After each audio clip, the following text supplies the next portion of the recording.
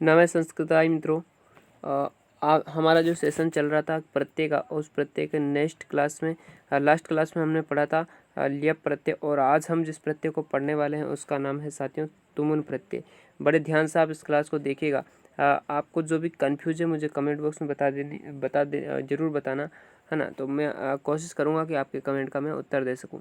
साथियों, मैंने बहुत अच्छे से आपको समझाने की कोशिश करूँगा, अपना 100% दूंगा, और आप भी आपका 100% दीजिएगा ताकि आप अपनी जो तैयारी है साथियों वो बेस्ट हो सके। चलेगा, हम बिना समय गवाए अब चलते हैं कि आज हम पढ़ने वाले हैं तुमुन प्रत्यय। और साथियों ये जो तुमुन प्रत्यय है वो हम तीसरे नंबर का प्रत्यय पढ़ने वाले हैं, क्योंकि पहला हमने पढ़ा था इत्वा प्रत्यय, पहला हमने इत्वा पढ़ा था, और दूसरा पढ़ा था हमने ल्यप प्रत्यय। ठीक है, और आज हम पढ़ने वाले हैं तुमुन प्रत्यय। और इसका जो प्रयोग है वो किया जाता है के लिए अर्थ में। किसके अर्थ में? के लिए अर्थ में इस प्रत्यय का हम प्रयोग करते हैं। ये भी आपको ध्यान देना है और अच्छे से लिखते चलिएगा। के लिए अर्थ में यानी कि जैसे पढ़ने के लिए, लिखने के लिए, जैसे पठितुम यानी कि तुमुन प्रत्यय, पठितुम यानी कि पढ़ने के लिए, गंतुम यानी कि हो गया जाने के लिए। ठीक है, जाने के लिए, यानी इसका प्रयोग जो किया जाता है वो किया जाता है साथियों के लिए अर्थ में। अब आगे देखिएगा, यहाँ पर आपको दिख रहा है कि तुमुन प्रत्यय को हेतु कृदंत कहते हैं। हेतु कृदंत अर्थात धातु के अर्थ के साथ के लिए जोड़ देने पर तुमुन प्रत्यांत पदों का अर्थ निकल आता है। तुमुन प्रत्यय से बने शब्द क्या होते हैं साथियों? अव्यय होते हैं। और अभी तक मैंने जितने भी आपको अव्यय पढ़ाए हैं, प्रत्यय पढ़ाए हैं साथियों, उन सभी से बनने वाले शब्द क्या हो जाते हैं? अव्यय कहलाते हैं। यानी कि हमने पढ़ा इत्वा प्रत्यय और हमने पढ़ा ल्यप प्रत्यय, इन दोनों से भी बनने वाले जो शब्द है उनको हम कहते हैं अव्यय, यानी कि अव्यय बन जाते हैं। इनके रूप जो है वो चलते हैं किसी भी विभक्ति में और नहीं किसी लिंग में। यहाँ पर हम देखेंगे कि इनके रूप जो है रूप नहीं चलते, ये आपको ध्यान देना है। कर्ता जिस कार्य के निमित्त कोई क्रिया करता है उसे निमित्तार्थक क्रिया कहते हैं।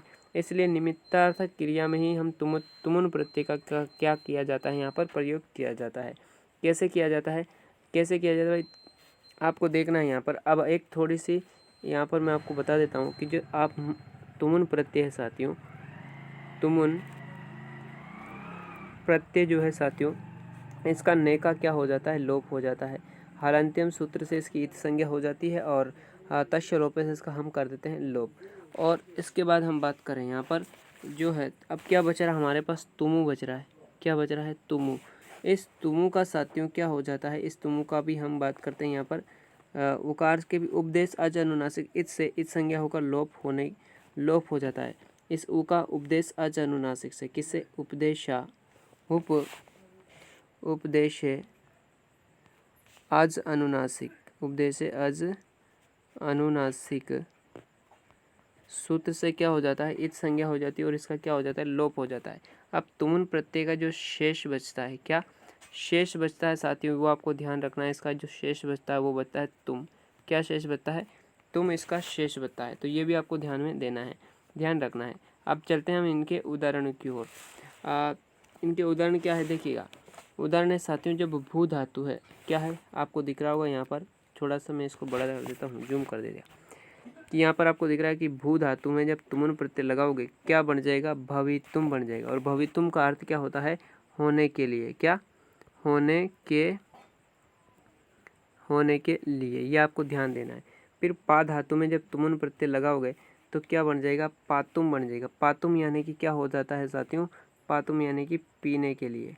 पातुम यानी कि पीने के लिए। ओके, अगला देखिएगा, पट धातु में तुमुन प्रत्यय। साथियों आपको ये ध्यान देना है कि कहीं कहीं ऐसी धातुएं हैं जहाँ पर इट का आगम होता है। जैसे पट धातु है, पट में इट का आगम हो गया, क्या हो गया? पटितुम हो गया। पटितुम यानी कि आपको क्या करना है? पढ़ने के लिए, पढ़ने के लिए।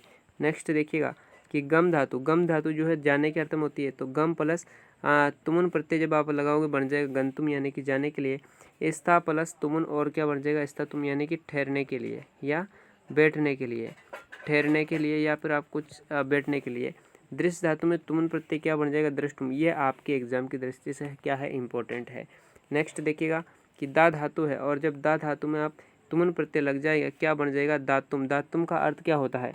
दातुम का अर्थ होता है साथियों, आपको बता देता हूँ यहाँ पर, दातुम का अर्थ होता है देने के लिए। क्या?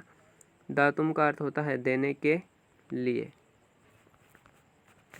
उसके बाद लब धातु है, और लब धातु आती है प्राप्त करने के अर्थ में। लब्धुम, लब्धुम यानी कि प्राप्त करने के लिए, प्राप्त करने के लिए। ज्ञा धातु है, और ज्ञा धातु में तुमन प्रत्यय लगाओ जातुम, जातुम यानी कि क्या हो जाएगा, जानने के लिए। जातुम यानी कि क्या हो जाएगा, जानने के लिए। नेक्स्ट देखिएगा कि हन धातु में जब तुमन प्रत्यय लगाओगे ये क्या बन जाएगा, हंतुम बन जाएगा। हंतुम का अर्थ क्या होता है, हंतुम का अर्थ होता है साथियों मारने के लिए। क्या होता है, मारने के लिए। ओके, मारने के लिए। उसके बाद क्री धातु में तुमंतु बन जाएगा कर्तुम। श्रु धातु है, श्रोतुम बन जाएगा।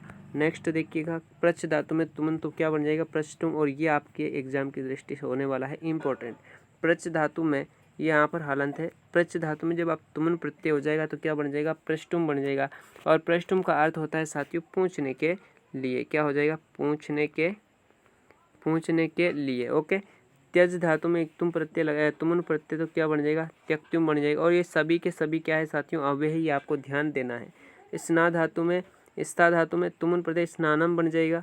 नेक्स्ट देखिएगा खाद धातु में क्या, अब यहाँ पर भी इट का आगम हुआ। हमने पट धातु देखा था, वहाँ पर भी क्या हुआ था, इट का आगम हुआ था। और खाद धातु में भी क्या होगा, इट का आगम, खादितुम बन जाएगा, खाने के लिए।